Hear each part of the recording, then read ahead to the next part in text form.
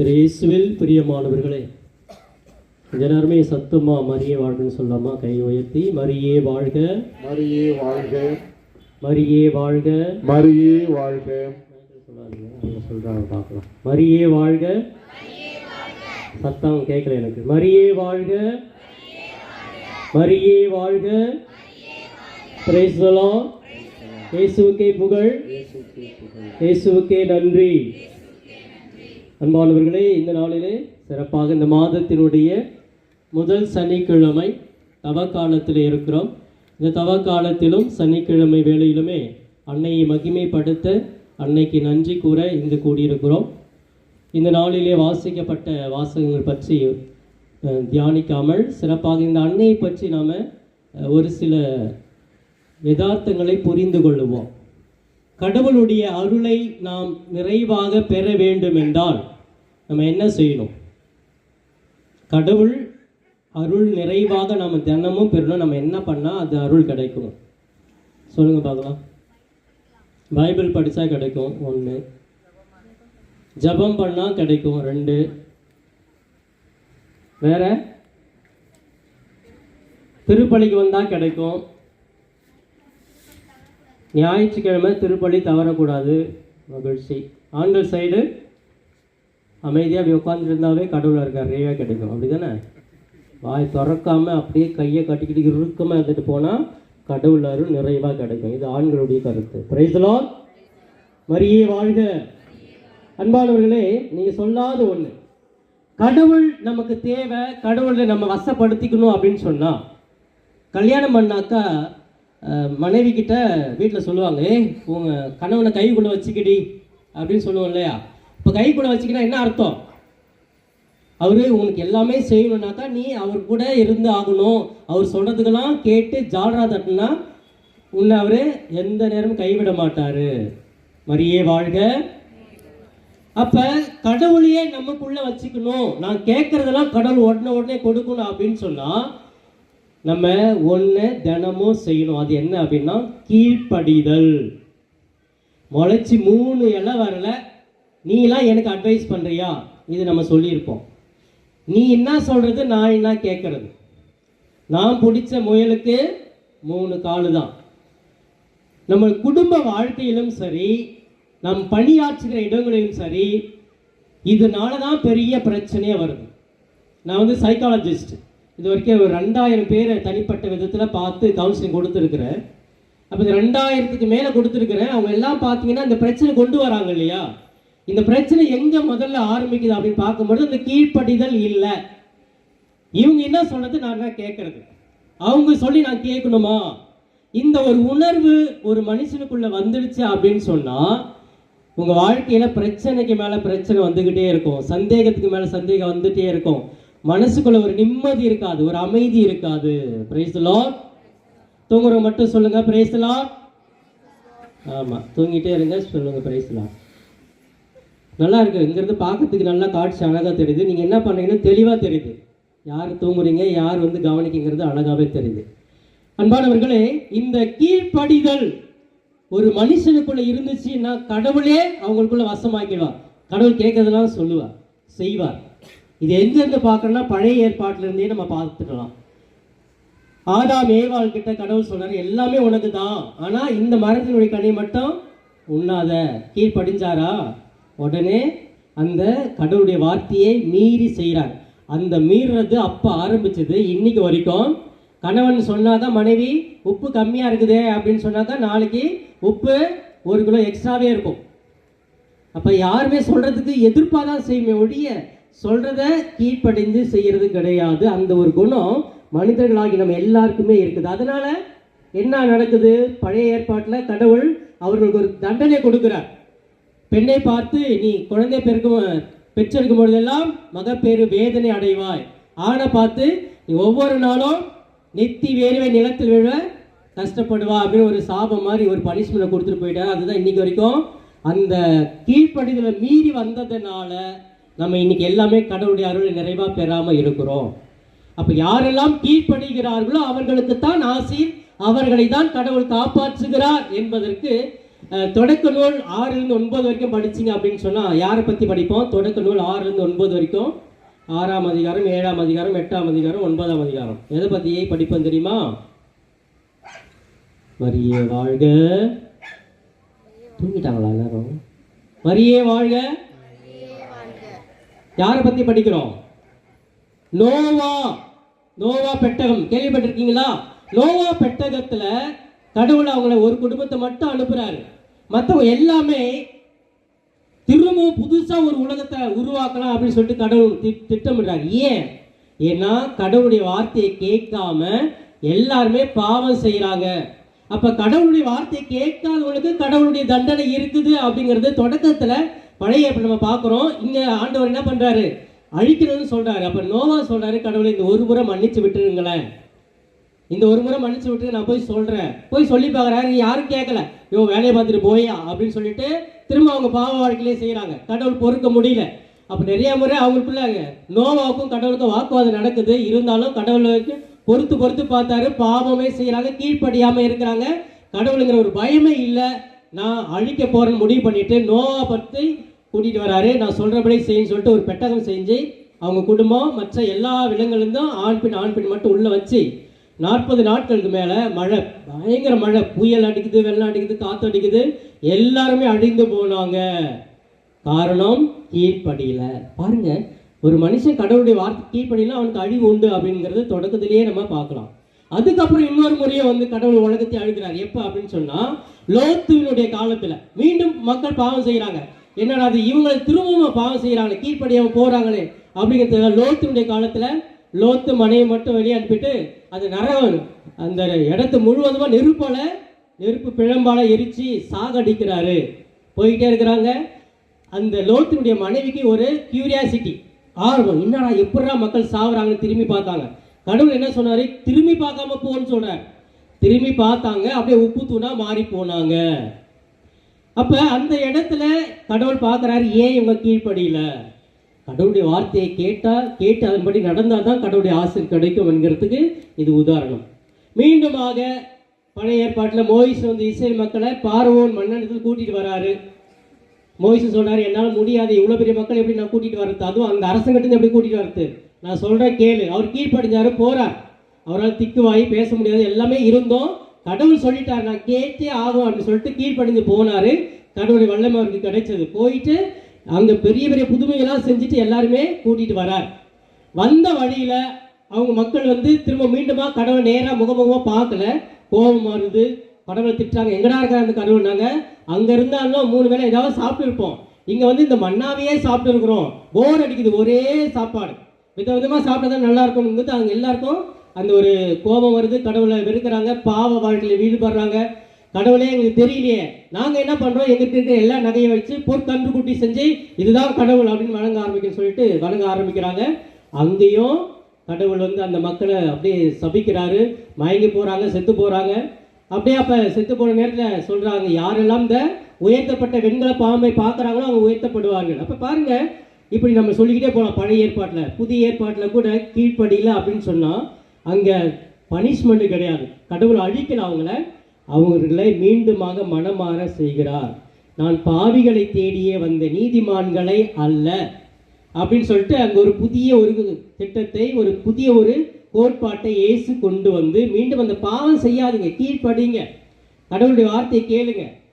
கடவுளுடைய வார்த்தை கேட்பவர்களுக்கு தான் ஆறுதல், கடவுளுடைய இரக்கம் கிடைக்கும் அப்படிங்கிறத இயேசு சொல்லிட்டே வரார். இது எல்லாமே கடவுளுடைய வார்த்தையை கேட்டு கீழ்ப்படிஞ்சீங்கன்னா கடவுளுடைய அருள் நிறைவா கிடைக்கும்.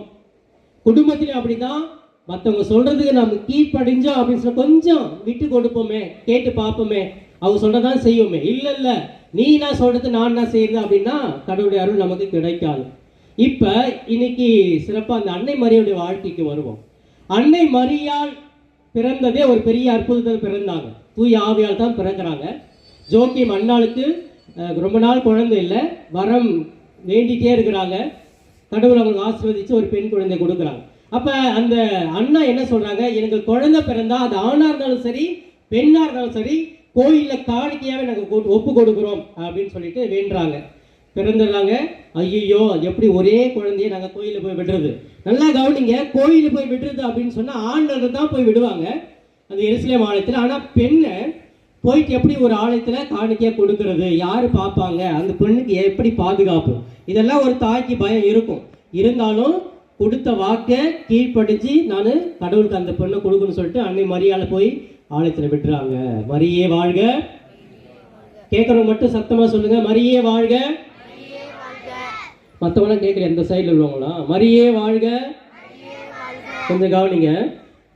அடுத்ததாக இந்த மரியா கோயிலில் வேலை செய்கிறாங்க. நல்லா கவனிச்சுட்டு வாங்க. ஒரு கீழ்ப்படிதல் இந்த தாய்க்கு எப்படி இருந்துச்சு பாருங்க. கடவுள் பார்க்குற உலகத்தில் யார் என்னுடைய வார்த்தையை கேட்டு கீழ்ப்படிஞ்சு இருக்கிறாங்க அவங்களுக்கு தான் கடவுளுடைய ஆசை நிறைவா நான் கொடுப்பேன், என்னுடைய ஆசை நிறைவா கொடுப்பேன் அப்படின்னு சொல்லி பார்த்துட்டே இருக்கிறாரு. இந்த பெண் மரியாங்கிற பெண்ணு நல்லா கவனிங்க, கோயிலில் வேலை செய்கிற பொண்ணாக தான் இருந்தது. கோயிலை துடைக்கிறது, கூட்டுறது, ஒட்டடை அடிக்கிறது, இந்த மாதிரி வேலை தான் அந்த பெண் செஞ்சுட்டு இருக்கிறாங்க. அப்போ கோயிலில் வேலை செய்கிற பொண்ணு யாராவது உத்து பார்ப்பாங்களா, அவங்க போய் மரியாதை கொடுப்பாங்களா? இல்லை, ஒரு வேலைக்காரி தானே அப்படின்னு சொல்லிட்டு எல்லாம் கோயிலுக்கு வரலாம் பார்த்துட்டு வேலைக்காரியை ஒதுக்கி ஒதுக்கி போவாங்க. ஸோ இந்த நிலையில கூட அன்னை மரியாள் தன்னை தாழ்த்தி கடவுளுக்காக பணி செஞ்சுக்கிட்டே இருக்கிறாங்க. எதை பற்றியும் கவலை இல்லை. அந்த வயசுல பொண்ணுங்க நல்லா ஜாலியாக இருக்கிறாங்க, சந்தோஷமாக போடுறாங்க, நல்லா ட்ரெஸ் போடுறாங்க. ஆனால் இந்த மரியா கோயிலே தண்ணி தூக்கிட்டு போகுது, கழுவுது, இதே தான் பண்ணிட்டு இருக்காங்க. அப்போ இப்படியே இருக்கிறாங்க. மரியாவுக்கு ஒப்பந்தம் ஆகுது, யோசேப்புக்கு அவங்க திருமணம் ஆகுது. இதை பார்த்துக்கிட்டே வர்றாரு கடவுள். இந்த வயசு வரைக்கும், இளம் வயசு வரைக்குமே இந்த பெண்ணு தன்னுடைய கடமையை நிறைவாக செஞ்சுட்டே இருக்கிறாங்களே, கடவுளுடைய வார்த்தையை கேட்குறாங்களே அப்படின்னு சொல்லிட்டு கடவுள் பயம், கடவுளுடைய மேல பக்தி, இது நிறைய இருக்க இந்த மரியால கடவுள் உயர்த்துகிறார். மரியே வாழ்க, மரியே வாழ்க. அப்படி எளிமையா இருந்த அந்த மரியாளை, யாருமே பார்க்காத அந்த மரியாளை அந்த இடத்துல தேர்ந்தெடுத்து உலகம் காண செஞ்சிருக்கிறார். இதுக்கு அவங்க செஞ்சது என்ன அப்படின்னா, இறுதி வரை இருந்த அந்த கீழ்ப்படிதல். அப்புறம் நடக்குது, குழந்தை அவங்களுக்கு வயிற்றுல உருவாகுது. எப்படி ஏற்றுக்கொள்ளுவார்கள்? கடவுள் சொல்லிட்டாரே, இது கடவுளுடைய சித்தத்தின்படி நடக்கட்டும், ஆமேன் என்று சொல்லி ஏற்றுக்கொள்றாங்க. கீழ்ப்படிதல். சின்ன வயசுல அப்புறம் திரும்ப கொலை பண்ண வராங்க, போங்க வேற இடத்துக்கு போங்க, கணவரோட சேர்ந்து ஓடுறாங்க. கீழ்ப்படிதல். திரும்பமா அவரு தன்னுடைய பொது பணிக்கு வராரு, இப்படிதான் இருப்பாரு அப்படிங்கறது கடவுள் சொல்லிட்டாரு. எல்லாத்தையுமே கேட்டு எதுவுமே தடை பண்ணாம, ஐயோ கடவுள் இப்படிதான் சொன்னாரா, அதனால நம்ம வெளியே அனுப்பாம நம்ம வீட்டுக்குள்ளே வச்சிடுவோம், வேற ஒரு வேலைக்கு அனுப்பி விடுவோம், அவங்க அப்பா கூட தச்சு தொழில் செய்ய வச்சு நல்லா சம்பாதிக்க வச்சிடலாம்னு சொல்லிட்டு ஒரு தாய் நினைச்சிருந்தா செஞ்சிருக்கலாம். ஆனா அதை எல்லாமே விட்டுட்டு கீழ்படுகிறாங்க. இல்லை, கடவுளுடைய திட்டம் என்ன நடக்குதோ நடக்கணும். கோயிலில் காணாமல் போயிடுறாரு, அங்கேயே போயிட்டு ஏன் தந்தையுடைய பணியை நான் செஞ்சு வச்சுருக்கேன், ஏன் என்ன தேர்னின்னு கேட்குறாரு. அப்போ அன்னை மரியாள் அமைதியாகிடுறாங்க.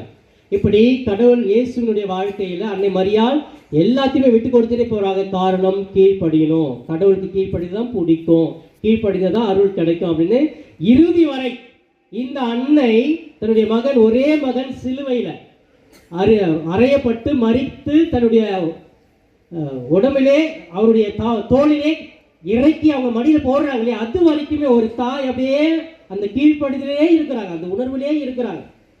ஒரு நாள் கூட ஐயோ ஏன் அப்படி கடவுளை பண்ணிட்டேன்னு கடவுளை எதிர்த்து கேட்கல, கடவுளை திட்டல. எனக்கு ஒரு மகனை கொடுத்து அவனை இப்படி அநியாயமா அசிங்கப்படுத்தி அவமானப்படுத்தி அவன் உடையெல்லாம் உடுத்தி சிலுவையில் ஆடையில் அரைஞ்சி இப்படி சாகடிச்சே கடவுளே அப்படின்னு சொல்லிட்டு திட்டல. அமைதியாகவே இருக்கிறாங்க, பொறுமையாக இருக்கிறாங்க, கீழ்ப்படிந்தார்கள். அந்த கீழ்ப்படிதனால இன்னைக்கு வரைக்கும் இந்த தாய்க்கு கடவுள் பெரிய பேரை கொடுத்து கொண்டே இருக்கிறார். பல்வேறு இடங்களிலே காட்சி கொடுத்து கொண்டே இருக்கிறார்கள் அன்னை. அப்படின்னா இது அன்னையினுடைய செயல் அல்ல, கடவுளுடைய திட்டம். இன்னைக்கு நம்முடைய பிரிவினை சகோதரர் ஒரு பக்கம் அன்னை வேண்டாம் மாதா வேண்டாம் சொல்லிட்டே இருக்கிறாங்க. ஆனால் கடவுள் உயர்த்துறார். லூர்து நகரில் காட்சி கொடுக்குறாங்க, வேளாண்ல காட்சி கொடுக்குறாங்க, பாத்திமால காட்சி கொடுக்குறாங்க. இன்னும் வேண்ட இடத்துல அநேக புதுமை, ஆயிரக்கணக்கான புதுமை நடக்குது. இன்னைக்கு வேளாங்கண்ணியில் எந்த மொழி மதம் இனம் சொல்லி இல்லாமல் எல்லாரும் வந்து அவ்வளோ புதுமைகளை அனுபவிக்கிறார்கள். இதெல்லாம் யார் உயர்த்துறது? கடவுள் உயர்த்துகிறார். Praise the Lord. மரியே வாழ்க. இந்த திருத்தலத்தில், லூர்து மாதா திருத்தலத்தில் நிறைய பேர் இன்னைக்கு வாசிக்க கேட்டு அவ்வளோ நன்றி திருப்பலி ஒப்பு கொடுக்குறீங்க அப்படின்னா இந்த மாதம் நன்றி செஞ்சிருக்கிறாங்க, நன்மை செஞ்சிருக்கிறாங்க. அப்போ இவ்வளோ புதுமைகளாக செய்கிறாங்கன்னா கடவுள் அந்த தாயோடு இருக்கிறார்கள். இவங்க கடவுளின் தாய், நம் அனைவரின் தாய், நமக்காக பரிந்து பேசக்கூடிய ஒரு தாய். அன்பானவர்களே, இதோ சிறப்பாக இன்னைக்கு நான் உங்களுக்கு சொல்ற இந்த செய்தி இதுதான். தவ காலத்துல நிறைய தவ முயற்சி எடுப்போம் இல்லையா? இந்த 40 நாட்களில் இன்னும் ஒரு 20 நாள் 15 நாள் இருக்குன்னு வச்சுங்களேன். இந்த நாட்களில் அந்த கீழ்ப்படிதல் என்கிற அந்த ஒரு நல்ல குணத்தை, அன்னை மரியாளுக்கு இருந்த அந்த நல்ல குணத்தை இன்னிலிருந்து நான் கொஞ்சம் ஃபாலோ பண்ண பார்க்குறேன் அப்படின்னு சொல்லிட்டு முயற்சி எடுத்தீங்கன்னு வச்சுங்களேன், உங்களுக்கு ஒரு மன அமைதி கிடைக்குங்க. அன்னை மரியாளுக்கு இருந்த ஒரு மன அமைதி இருக்கும். கடவுளுடைய அருளை நிறைவா இப்போ என் மகன் இதை செய்வார், இந்த தண்ணியை திராட்சரசமாக மாற்றுவார் அப்படின்னு அவங்களால நம்பிக்கையோடு இருக்க முடிந்தது இல்லை. ஏன்? அந்த கீழ்ப்படிதல். அப்போ அந்த மாதிரி இருந்துச்சுன்னா கடவுள் எனக்கு இன்னைக்கு கொடுப்பார். என் குடும்பத்தில் இன்னைக்கு துன்பம் இருக்குது, துயரம் இருக்குது, வேதனை இருக்குது, வலி இருக்குது, கஷ்டம் இருக்குது, கடன் பிரச்சனை இருக்குது, கடவுள் என்னை தீர்த்து வைப்பார் அப்படின்னு உங்களுக்குள்ள ஒரு நம்பிக்கை வரும். கடவுள் நிச்சயமாக என்னை கைவிட மாட்டார். அன்னை மரியாதை நான் போயிட்டு அந்த மரியாளுடைய பரிந்துரை எனக்கு இருக்கிறது அப்படிங்கிற ஒரு நம்பிக்கை நமக்குள்ள வரும்.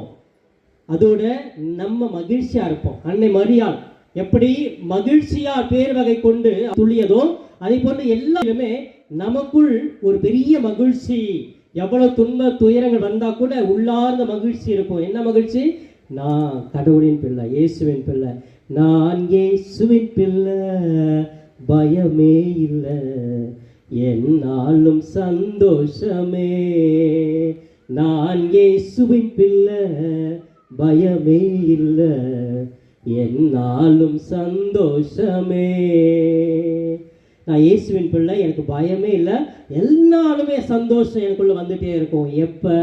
அந்த கீழ்ப்படிதல் எனக்குள்ள இருக்கும் பொழுது. இன்னைக்கு பிள்ளைங்களும் பெற்றோருக்கு கீழ்ப்படிறதில்ல, கணவனும் மனைவிக்கு கீழ்ப்படிறதில்ல, மனைவியும் கணவனுக்கு கீழ்ப்படிறதில்ல, பள்ளியில் மாணவர்களும் ஆசிரியருக்கு கீழ்ப்படிறதில்ல. எங்கே போனாலும் பங்கு சாமியார் சொல்கிறது மக்கள் கேட்கறதில்ல, மக்கள் சொல்கிற கருத்தை பங்கு சாமியார் கேட்கறதில்ல. இந்த மாதிரி அந்த கீழ்ப்படியாததுனால நமக்குள்ள என்ன வரும் தெரியுமா? சைக்கலாஜிக்கலாக ஒரு ஈகோ பிரச்சனை. நீ என்ன சொல்லிட்டு நான் என்ன கேட்கறது. ரெண்டாவது, அவன் இப்படி சொல்லிட்டானே அப்படின்னு கோபம், அவனை எப்படிலாம் பழி வாங்கலாம் அப்படின்னு உணர்வு வந்துகிட்டே இருக்கும். ஒவ்வொரு நாளும் விதவிதமாக பிளான் பண்ணிட்டே இருப்போம். இவனை எப்படிலாம் பழி வாங்கலாம், இப்படி சொல்லிட்டானே.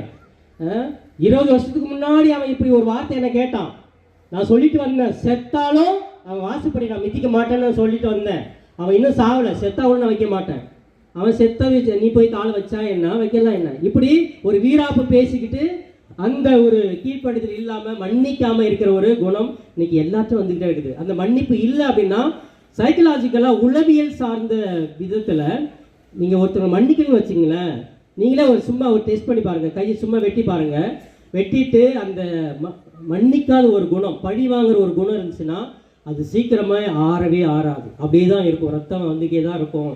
அந்த எண்ணெய் இல்லை, நல்ல எண்ணெய் இருந்துச்சுனாக்கா அவன் நான் மன்னிச்சிடறேன் அப்படின்னு சொன்னால் அந்த காயம் கூட ஆறுது அப்படின்னு சொல்லிட்டு ஆராய்ச்சியில் கண்டுபிடிச்சிருக்கிறாங்க. அப்போ நிறைய மருத்துவமனைக்கு நம்ம போகணுன்னா அந்த மாதிரி தான் சொல்லுவாங்க, யாராவது தப்பு பண்ணால் மன்னிச்சிடுங்க, கவலைப்படாதீங்க, இந்த மாதிரி வார்த்தையை தான் டாக்டர்ஸ் தான் சொல்லுவாங்க. அப்போ கீழ்ப்படிதல்ங்கிறது ஒரு நல்ல பண்பு. அது இருந்துச்சுன்னா நமக்கு அமைதி வரும், ஒரு சாந்தம் வரும், விட்டு கொடுக்குற மனப்பான்மை வரும், ஒரு பொறுமை இருக்கும், எல்லாத்தையுமே நிதானமாக நிறுத்தி செய்வோம். அவங்க சொல்கிறத கேட்போம், கொஞ்ச நேரம் கேட்டுட்டு அதுக்கு மாதிரி உடனே ரெஸ்பாண்ட் பண்ணாமல் கொஞ்ச நேரம் யோசித்து அதுக்கு 2 நாள் கழித்து அவங்களுக்கு ரிப்ளை பண்ணுவோம். இது எல்லாமே இருந்துச்சுன்னா குடும்பத்தில் சண்டை இருக்காது, ஒற்றுமை இருக்கும், அமைதி இருக்கும், கடவுளுடைய அருள் நிறைவாக அவங்க குடும்பத்தில் இருக்கும். கடவுள் எப்பொழுதுமே உங்களை ஆசீர்வதிப்பார். மரியே வாழ்க. கொஞ்சம் ஜோராக கை தட்டுங்க பார்க்கலாம், தூங்குறது வேண்டாம், நல்லா சத்தமா.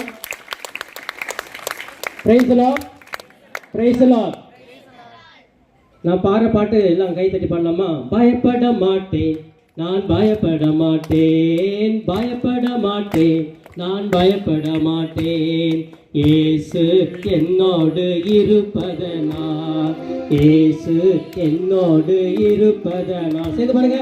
பயப்பட மாட்டேன், நான் பயப்பட மாட்டேன், பயப்பட மாட்டேன், நான் பயப்பட மாட்டேன், இயேசு என்னோடு இருப்பதனால், இயேசு என்னோடு இருப்பதனால். உதவி செய்கிறார், பலன் தருகிறார், உதவி செய்கிறார், பலன் தருகிறார், ஒவ்வொரு நாளும் கூட வருகிறார், ஒவ்வொரு நாளும் கூட வருகிறார். பயப்பட மாட்டேன், நான் பயப்பட மாட்டேன், பயப்பட மாட்டேன், நான் பயப்பட மாட்டேன், இயேசு என்னோடு இருப்பதனால், இயேசு என்னோடு இருப்பதனால். Praise the Lord. அப்படியே கண்களை மூடுங்க. உங்கள் எல்லாருமே ஒப்பு கொடுத்து ஜெபிக்கிற அன்பு தெய்வமே, ஏதோ சிறப்பாக இந்த நேரத்தில் ஒவ்வொருவரையுமே இந்த மக்களை ஒப்பு கொடுக்கிறேன். ஆசீர்வதியும். லூர்து அன்னையினுடைய திருத்தலத்தில் இந்த மாதத்தினுடைய முதல் சனிக்கிழமை இன்று இந்த தவக்காலத்தில் ஒரு அருமையான திருப்பலின் மூலமாக ஜெபித்து இங்கே பக்தியோடு பல்வேறு விண்ணப்பங்களோடு கூடியிருக்க ஒவ்வொருவரையும் ஒப்பு கொடுக்கிறேன். உங்கள் தலைமுடியெல்லாம் எண்ணப்பட்டு இருக்கிறது என்று சொன்ன அந்த வாக்கு, ஒவ்வொருடைய பிரச்சனைகள், துன்பம், துயரங்களை எல்லாம் இந்த அன்னை மரியாள் பார்த்து கொண்டு இருக்கிறார்கள். உங்களுக்காக பரிந்து பேசுகிறார்கள்.